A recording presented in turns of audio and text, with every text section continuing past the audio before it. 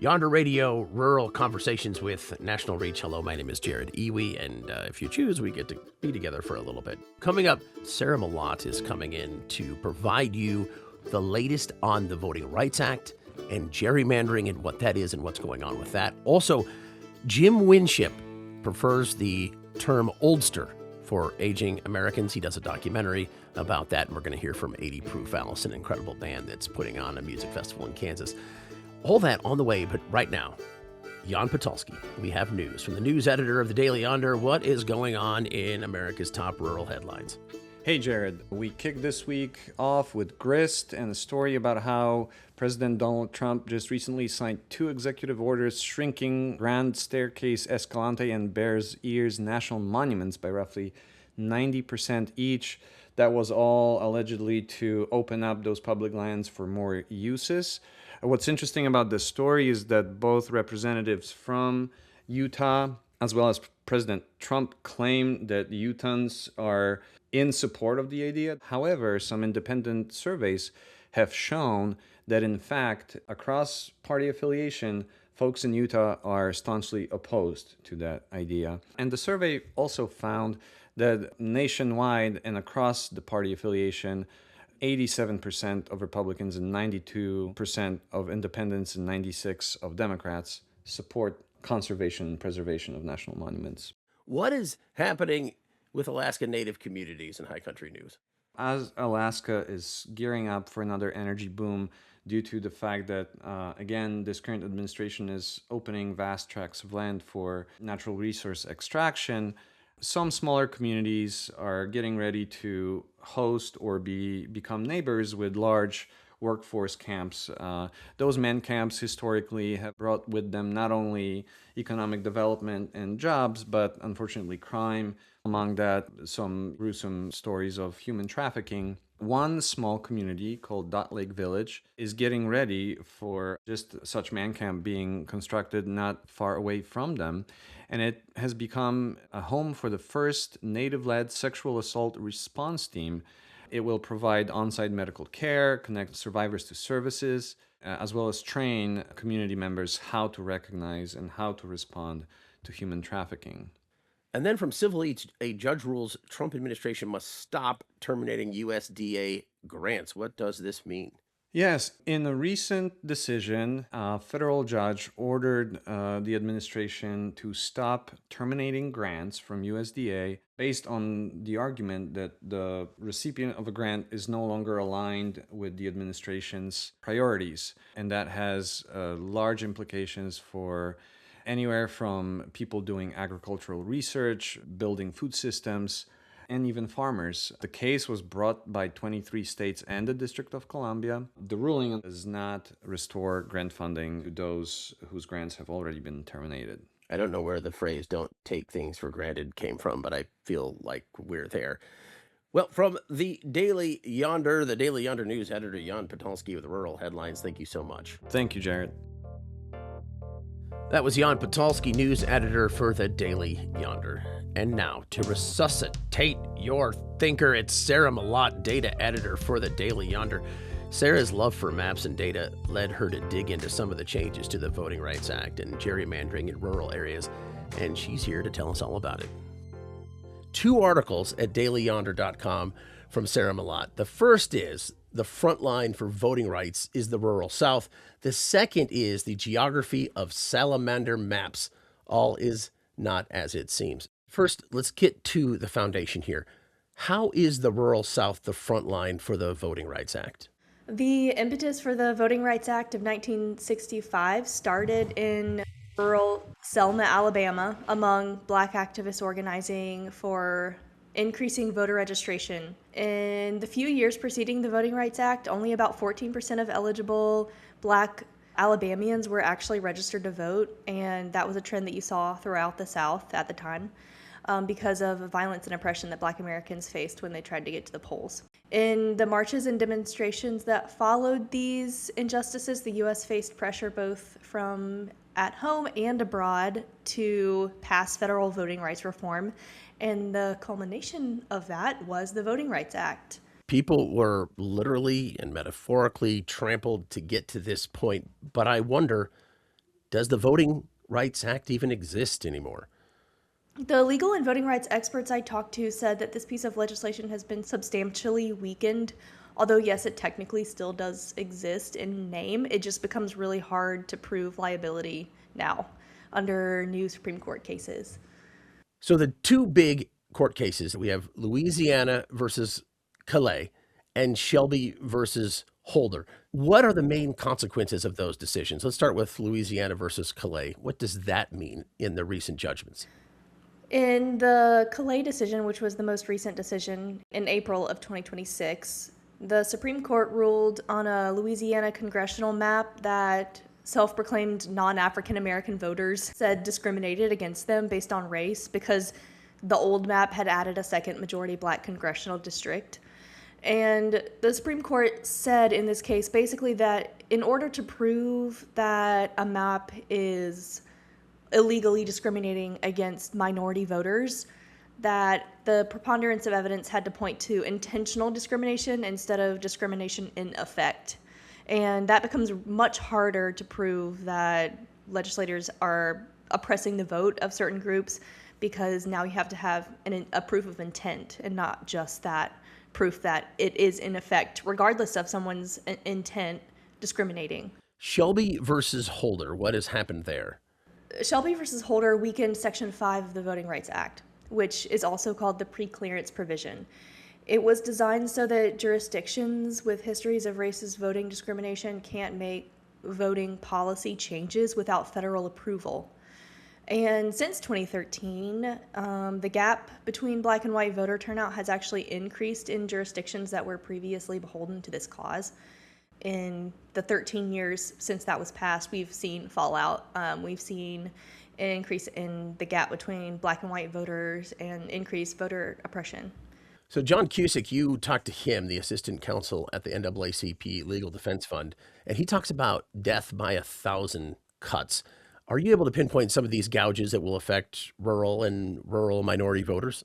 Yes, some of these death by 1,000 cuts examples include things like increase in voter ID laws in some of these states that were previously beholden to the preclearance provision and restrictions on mail-in voting, which rural people rely on disproportionately compared to urban and suburban voters, and any increase in difficulty in requirements set forth to make it possible to vote are going to disproportionately hurt rural people of color.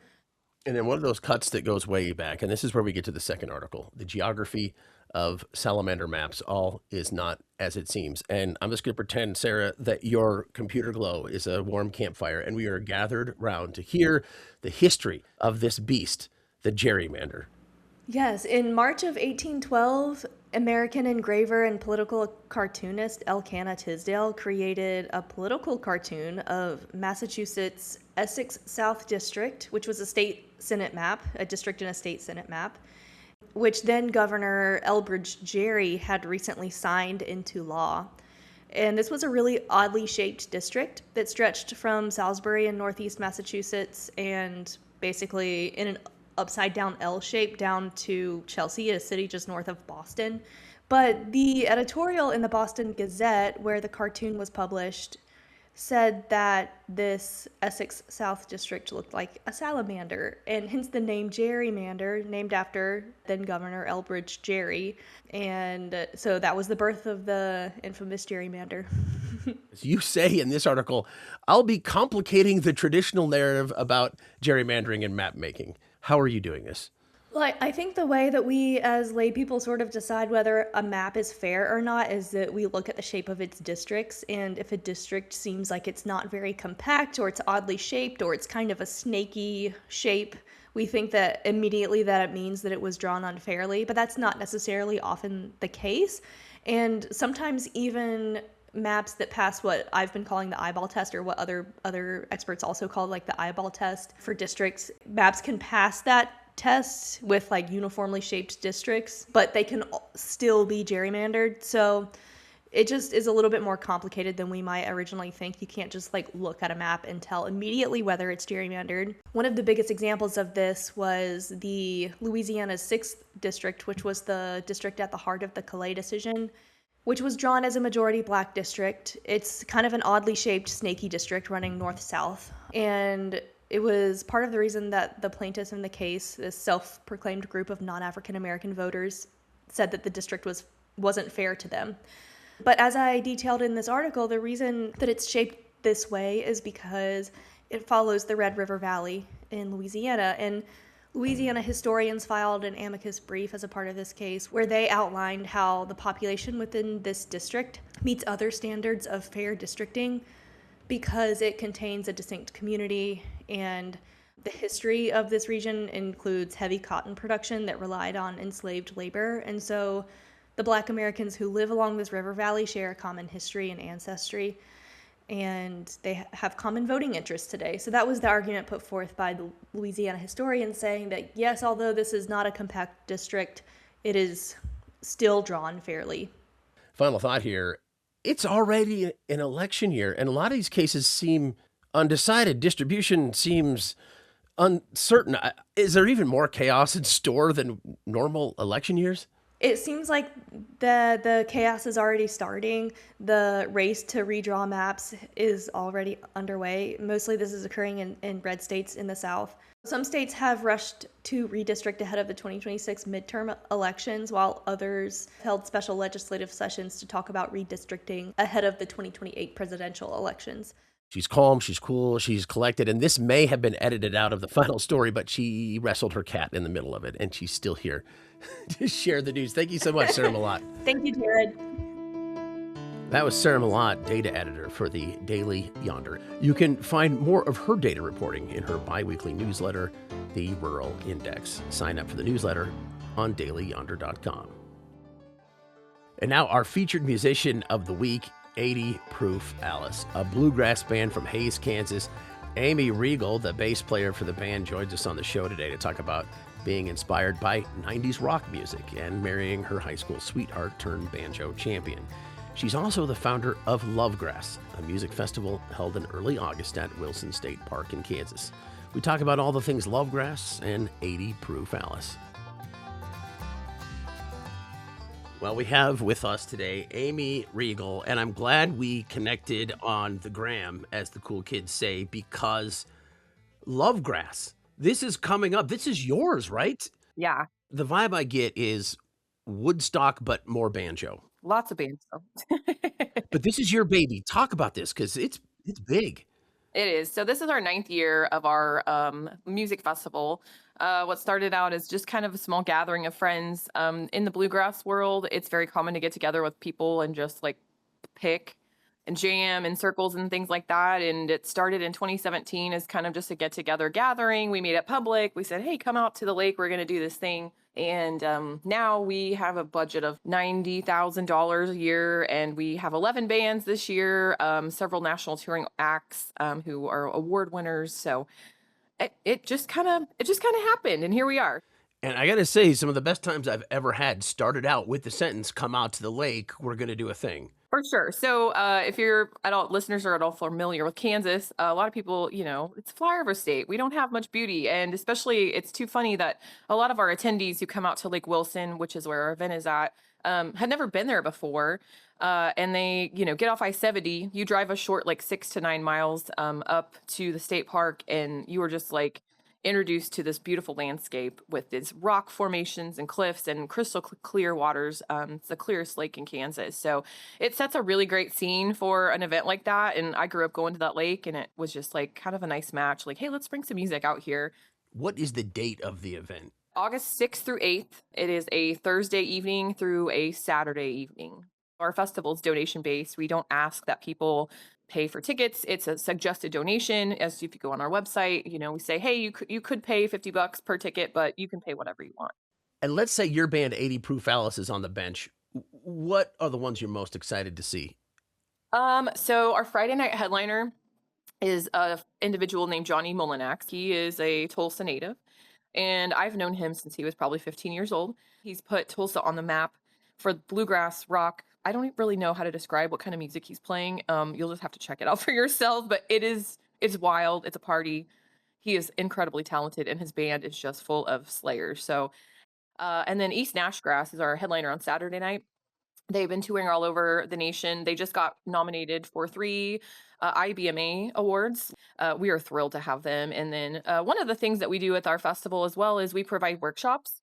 So Maddie Denton, she's a fiddle player for East Nashgrass, and she won the IBMA Fiddle Player of the Year last year. And so she's going to be putting on a fiddle workshop. So we're really excited for that and to host them. Your band, 80 Proof Alice, is a great listen.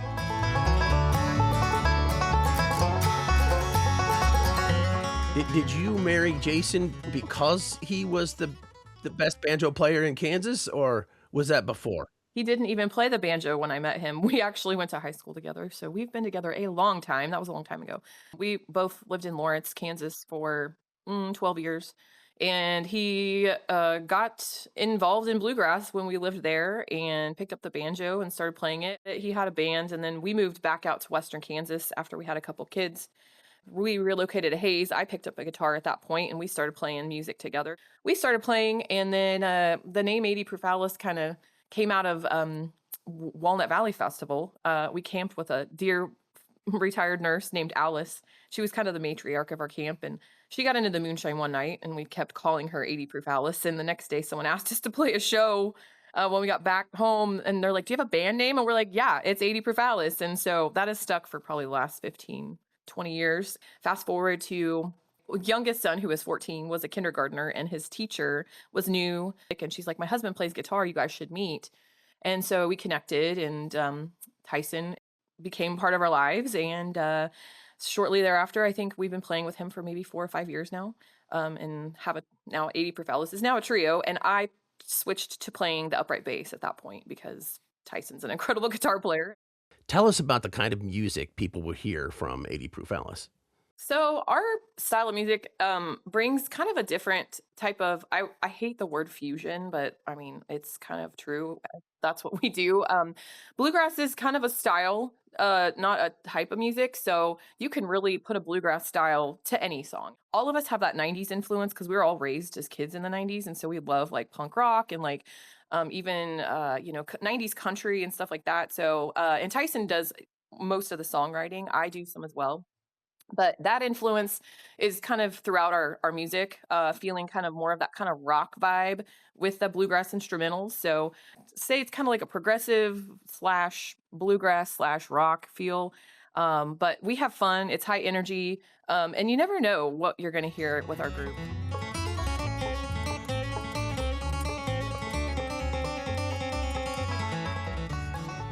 The wildly talented, the critics rave, and the Lovegrass Music Festival. Well, it's been going on since 2017 at Wilson State Park, August 6th through the 8th.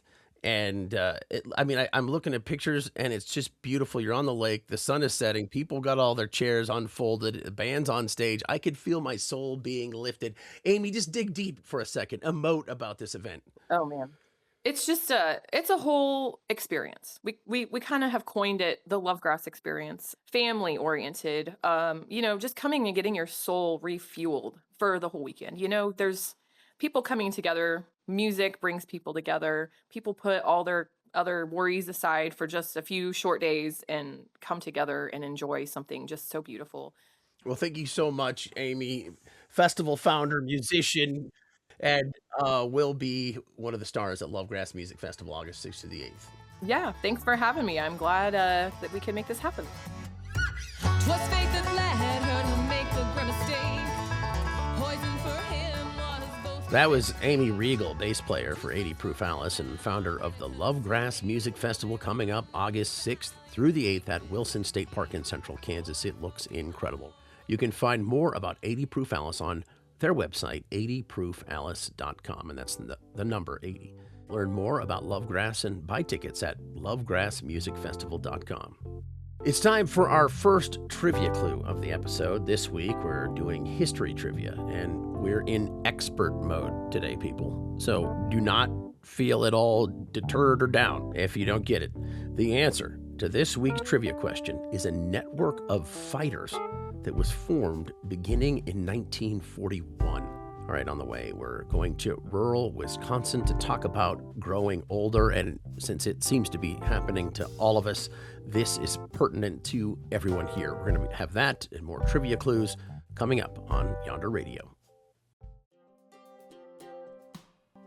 Yonder Radio, Rural Conversations with National Reach. Hello, I hope you're doing well. Jim Winship is a retired social worker and social work professor who began making films about 5 years ago with his son Parker. Their previous film was about food pantries in rural Wisconsin during the pandemic. Their newest film is Growing Older in Rural Wisconsin. This is a film about people who have chosen where they want to grow old and, having made that choice, their struggle to make it work. We met some people for whom it didn't work, but we also met many for whom meeting the challenges of aging in place is itself part of the meaning and the joy they find in their lives. Most of us love it up here and we want to be here, and you find a way somehow. Tell us more about Growing Older in Rural Wisconsin. Started doing this for two reasons. One, because one of the participants you see in the food pantry documentary, Marty Lee from Washera County, who's in her late 60s, and a wonderful person. Marty says, as we were finishing up the food pantry documentary, she says, I want to stay here. I think they make fancy words like aging in place. Well, I've been aging in place for 40 years. I guess I can age a few more. I was very involved with Rural Social Work Organization. And so it's that combination of wanting to look at aging. And I'm also, I'm an oldster, which is the term I like best. It does sound pretty cool. Yeah, it does. And so in a way, the growing older is my story as well. We came up with the idea, pitched it to Wisconsin Humanities Council, and they gave us some money to get started. And so started up in Washera County in central Wisconsin, which is where Marty Lee was from, and Marty introduced us to some people. And then we went up to Bayfield County, Wisconsin, the very tip top of the state. Bayfield and Washburn County a little farther down. Yeah. And the documentary changed in process. So what we realized as we talked to people was real people at a stage of their life that society often thinks of as you're losing your faculties, you're losing your strength, life is really slowing down, vulnerable. But you find people who are really in this later chapters of their life, living it, Yeah. Helping other people, doing creative work, enjoying themselves, and that the rural context is a real part of that.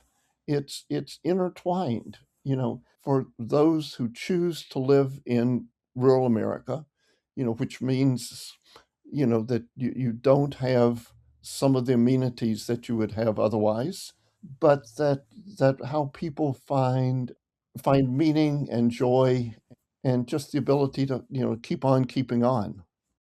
And it defines them, it powers them. I mean, you talk to an octogenarian who's also a blacksmith whilst running his ranch with his wife.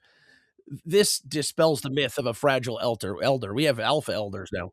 Yeah, I think he's 77. He's not octogenarian yet. Yeah, and Roger that's a farm family. He grew up next to that farm, was fortunate enough in that the farm owners wanted him to have it and was able to buy it on land contract when he was in his 20s. That farm has also just become home for not only their children and grandchildren, but also for all of their extended families. And so it's a powerful small story. And I think there are a lot of powerful small stories in the documentary. Well, I guess I'm 77 years old, and I've lived in this community every one of them years. And it's part of me. I'm part of it. Some of the clips you got, for example, Lou, who has Parkinson's and early stages of dementia, who's cared for by Marty Lee. She says through all this, every day is a good day around here. And I felt the weight of you and your son having to translate that to the world. I mean, that's such a big, important message. When you come across statements, and we had that with Marty and Lou, you get things that people say and they're gold. Yes, you want to get them out into the world. Yes, you want to make sure that they're in context, but you just really feel privileged to have been in the room where it happened.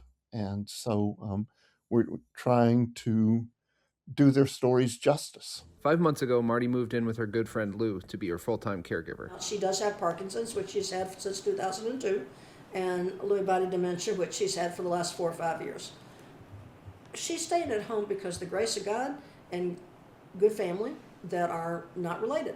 She didn't start with having a good day this morning, but on a good day, I get her in a chair. Every day is a good day around here. The importance is to keep people involved in their own environment as much as possible. While she was able to talk about what she wanted, which we did a lot, she wanted to be in this room. This is the best life I can give her. I don't know, but I think you made the best statement of the day.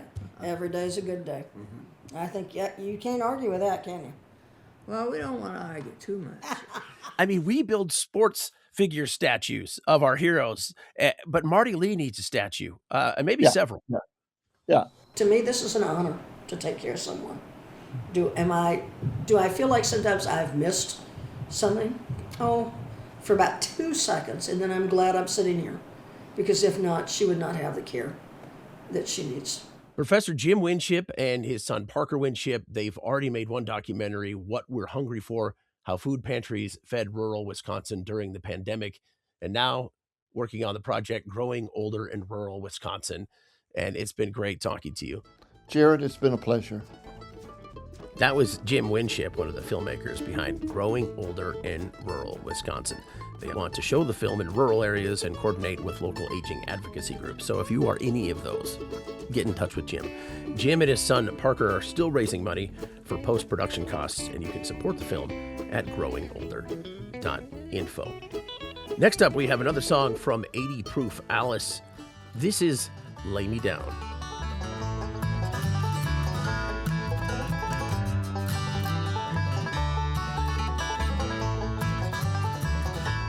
It ain't much what we got, but it ain't nothing. Trying to figure out what you need. You lay me down, I lay you down. That's why I'm always trying to make it back home to you.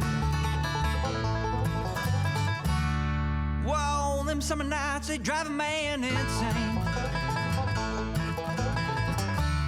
Full moon rising and I wake up ashamed. Yep.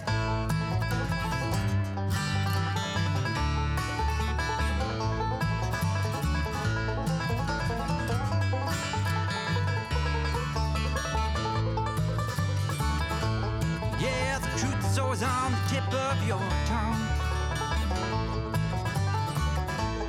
One on the end of your faded denim sleeve. You laid me down and I left town. I'm on my knees begging for it, please to do it again. Whoa, them summer nights, they drive a man insane. Full moon rising and I wake up ashamed. That was Lay Me Down by 80 Proof Alice. Each week, we bring you music artists of all sorts from rural communities around the country. Do you know of someone we should feature? Send us an email at info@yonderradio.com. Our next story comes to us from our partners at ICT. Here's Daniel Herrera Carbajal with a story about broadband coming to the Pine Ridge Reservation in South Dakota. High-speed internet is coming to the Oglala Sioux tribe. Oglala Lakota Telecommunications recently announced a more than $50 million investment that will provide broadband internet to more than 99% of the currently unserved areas on the Pine Ridge Reservation. Petra Wilson, chairwoman of OLT, says these projects will bring self-sufficiency to the Pine Ridge Reservation. I lived most of my young life on the reservation, so, I liken it to back when I was young. We had to still use TV antennas to get television. We still had landlines to get phones, and I would say not a lot has changed. So, it's going to bring modern times. It's going to bring the ability to become more self-sufficient, and it's going to bring in most important sovereignty to our communities and how we access internet. Broadband internet is high-speed internet that is always on connection and offers significantly faster data transmission than traditional dial-up. The investment will fund 2 projects aimed at providing broadband to remote areas of the Pine Ridge Reservation. According to OLT, the new projects will service more than 4,000 people, as well as schools and healthcare facilities. Amanda Hermans is a research associate in the Housing and Communities Division at the Urban Institute. She says broadband internet is vital for modern-day community functioning. We all know that broadband is really critical for the lives that we lead these days. It's really critical for quality of life. It enables so many other things, from education to healthcare to job opportunities, economic development. If you live in a big city, you more than likely use broadband internet every day without even realizing it. Gabe Samuels, a research analyst at the Urban Institute, says that many communities in Indian country face infrastructural challenges to getting broadband access. There's plenty of reasons for that disparity. You know, a lot of it dates back to when the federal government relocated tribes. A lot of that was in rural, remote areas, which, there's a number of physical, kind of geographical barriers that make it harder to access the internet. The new broadband projects will service areas classified as, quote, far and remote, the highest level of remoteness recognized under federal broadband programs. While many tribal communities still do not have broadband, data shows the gap of internet access between Native American and Alaska Native households and the rest of the country has begun to shrink. In 2015, there was a 15% gap. In 2024, the gap is now 3.6%. Data shows the gap began to close in 2020. Samuel says the COVID-19 pandemic highlighted the necessity for broadband access for remote work and school. COVID highlighted the digital divide in a lot of ways. I think the first thing that comes to mind immediately is remote school and folks who were in classes having to stay home and be in a Zoom room with their teachers and their classmates.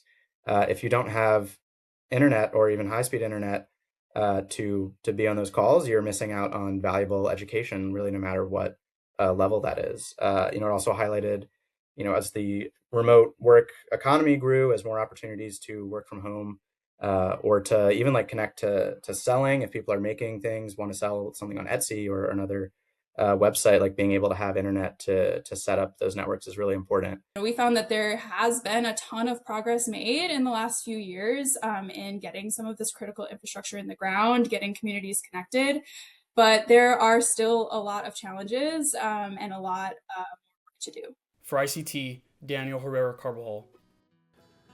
Thanks to our partners at ICT for sharing that story from their weekly newscast. You can listen to and read more of their stories from Native communities across the country at ictnews.org.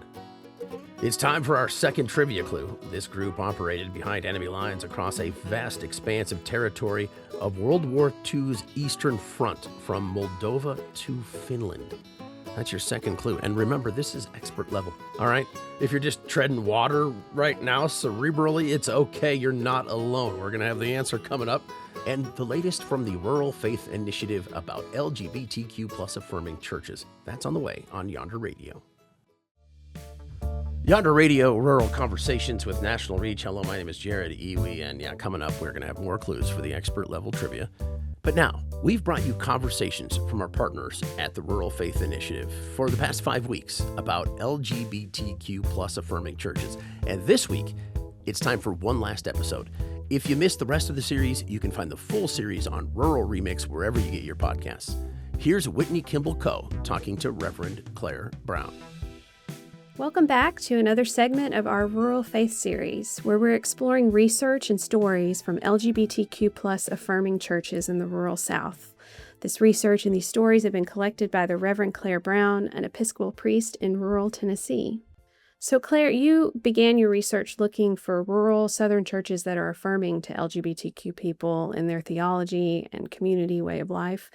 But as you learned about these people and places, you found that this commitment was rarely an isolated issue. Tell us about how diversity and celebration of gender and sexuality fit into the bigger picture for some of these churches. In the congregations I spoke to, there's ways that this concern, this area of ministry and growth and commitment fits into many other intersecting values.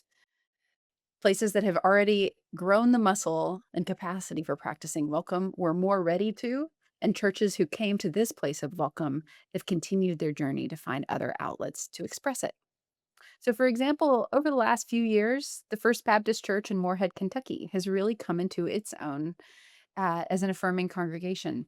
In the last few years, they've hired an out gay associate pastor, and they've become a consistent, although only, church presence at the local Pride Festival. Now, for your listeners who clocked that First Baptist with some surprise, this congregation is part of the Cooperative Baptist Fellowship. It's a much more open and diverse and progressive branch than the infamously closed off Southern Baptist Convention.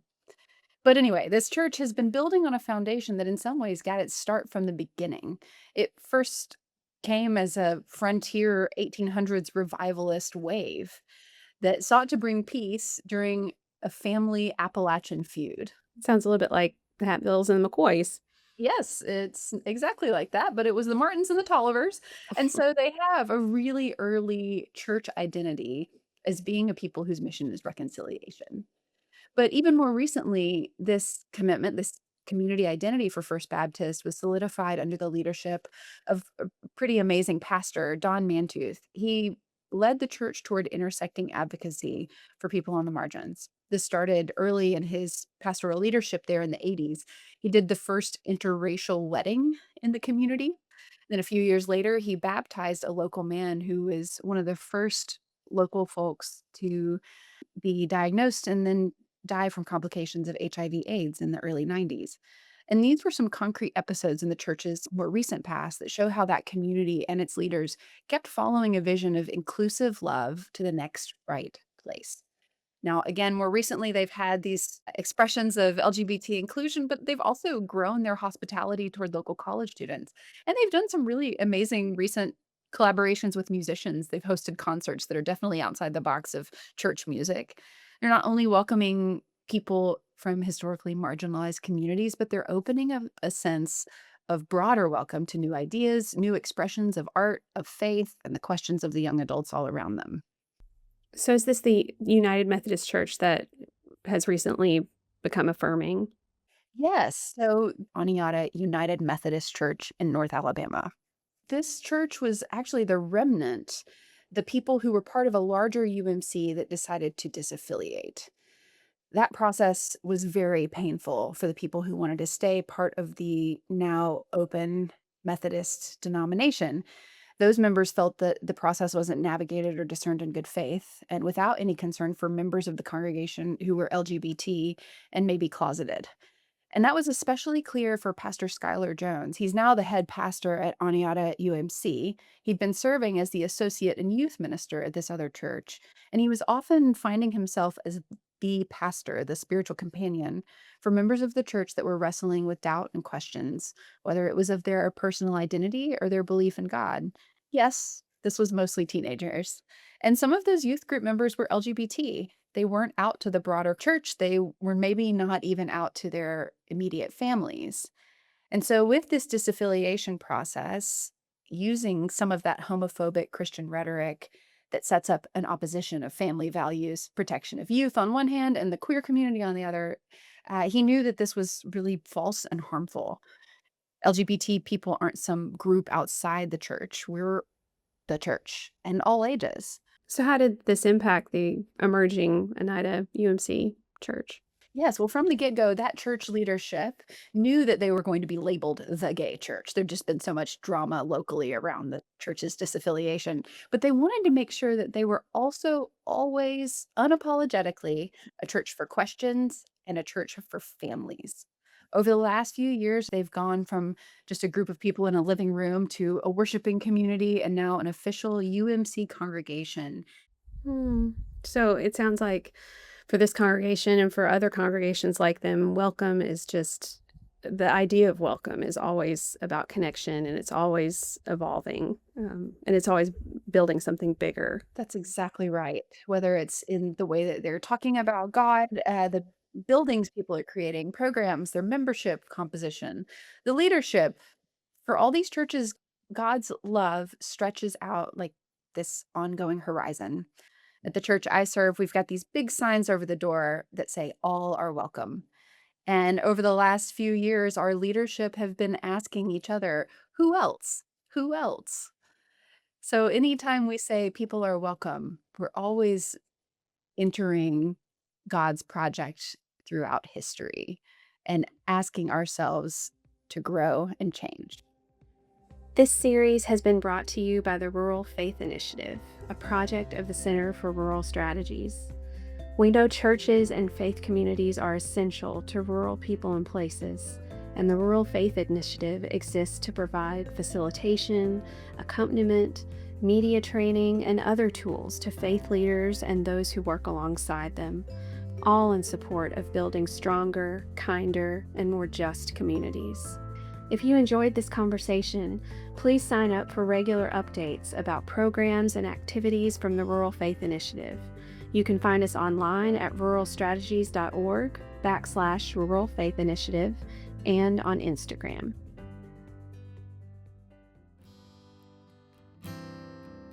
Now, our last story today comes to you from Living Traditions, a project telling stories of Appalachian folk traditions. This month marks the 4-year anniversary of the 2022 flood that devastated parts of southeast Kentucky. In Letcher County, the memory of the flood still cuts deep. It was one of the 4 hardest-hit counties where residents experienced widespread damage and loss of life. To commemorate the flood, community members are creating a public mosaic. The project is proving to be an opportunity for storytelling, memory keeping, and even healing. Teresa Collins has the story from Whitesburg, Kentucky. In front of a concrete retaining wall, amidst piles of broken pottery and glass, Lacey Hill sifts through a plastic bag full of jewelry. A woman donated this. It was, a box full of buttons and pendants and little gems and stones and doodads of all sorts. Hill selects several pieces from the bag. She holds each one up to a turtle-shaped outline that's been painted on the wall. She's deciding which jewelry parts will work to make the turtle in this mosaic come to life. It's like putting a puzzle together all the time. You gotta find the exact piece that's broken the right way to fit next to another piece, and then think about the color scheme of the pieces. Hill's an artist from Whitesburg. She's spearheading the creation of this public mosaic that's behind the old post office downtown. The mosaic is sponsored by the Cowan Community Action Group in Letcher County. It's part of their annual Growing Home event, which honors the anniversary of the flood of 2022. They wanted it to commemorate the flood, but also honor the people here, the grit, the strength. The mosaic is also a celebration of eastern Kentucky streams, along with the flora and fauna that call them home. So there's Joe Pye weed and black-eyed Susans and ghost pipe and morels. And then there's a kingfisher, a heron, there's frogs, dragonflies, a little bit of all kinds of things that make this area really lovely. Hale is no stranger to making public art. She's painted around 20 murals in the region, but this was her first time working in mosaic, so she taught herself the basics, relying on YouTube. As I was doing research, I realized, you can use rocks, you can use jewelry, you can use broken ceramics. This research sparked an idea. It reminded her of a mug that belonged to her father. When he passed away in 2008, Hale was given the mug. And I got that mug and I used that mug and then I broke that mug. So I couldn't bring myself to part with the mug. So she decided to put it in the mosaic. And so from that, it kind of grew into, wouldn't it be cool to ask people in the community to bring their own broken treasures? Hale put the word out on social media, and soon all kinds of people were bringing items to add to the mosaic. People have donated old jewelry, broken pottery that belonged to loved ones, and river glass found after flooding. Not only have people shared physical items, they've shared their stories with Hale too. It's been a way for me too to learn about people in the community that I might not have been able to meet before. One person Hale's connected with through the project is Lee Burke. Burke lives in McRoberts alongside a creek. The night of the flood, he was staying next door with his mom. During the night, Burke heard his mom call out. And she said, "Lee, you better check that creek." And I said, "It's a creek, it ain't going nowhere." And I just like that. It went about 5 minutes and it still rained. She said, "I'm telling you, you better check that creek." So I got up and looked, and when I looked out that window, it was already a raging river. As Burke stood with his mom at the back door, he saw his dad's outbuilding float down the raging creek. It was a big, almost two-story, really. It was a huge, rough lumber building. It had the 100 crates in it and all the pot bottles. Burke's dad was an avid collector of all things RC Cola. There used to be an RC bottling plant several miles down the road.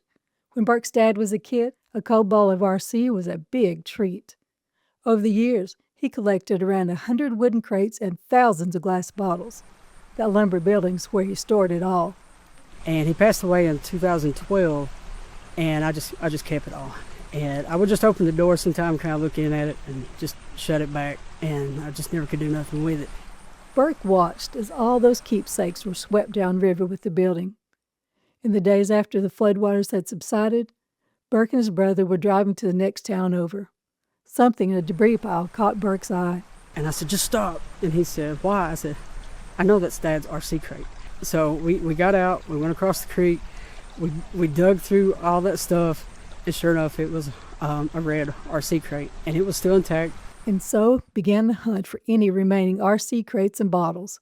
They started finding them near bridges, in debris piles. And then a lot of people started hearing about me looking for them, so they started finding them. And they would message and say, hey, I've got you this RC crate. Or sometimes I would come home and they'd just be sitting on the porch. Out of more than 2,000 bottles in his dad's building, Burke only recovered 2. One was fully intact. The other was broken in half, but still had the RC logo. When he saw Hale's post about the mosaic, he decided to donate the broken bottle. She was able to actually somehow cut the RC with the glass perfectly and put it into the mosaic. It makes me kind of want to cry now. I mean, it was just so touching that a piece from his father, and he would trust us to use and break and put in this big wall. We were like, we need to put it in a very prominent place. And so the RC Cola bottle, my intern Julian was like, we should put it in the Blue Heron's neck. And so that's what we did. Burke also donated a mug of his mother's, who passed away in 2024.